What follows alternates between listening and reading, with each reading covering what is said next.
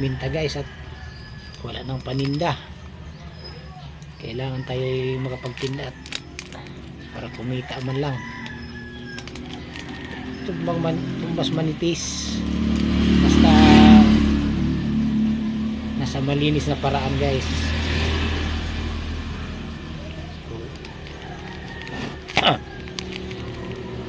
Yung paminta guys ang binili ko buo. Tapos idurog ko.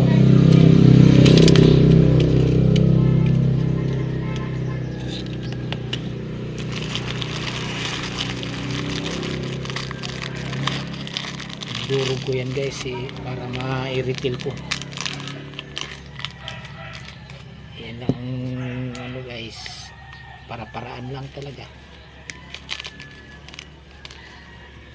Para-paraan lang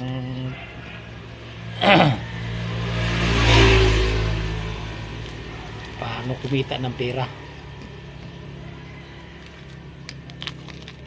Yan guys, so na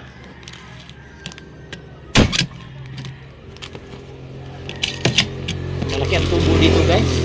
Ito pag kayo bibili ng mga buo na paminta, tapos ang ginawa ko naman yung mga buong paminta na yun biniblender ko. May blender ako yan. Yan ang blender guys. Isang diin mo lang ay yung kalahating kilo ay durog talaga. Ito magandang negosyo din ito guys, ang pagtitinda ng ganito. Walang bagsak ang presyo dito. So, ito, laki pati ng tubo.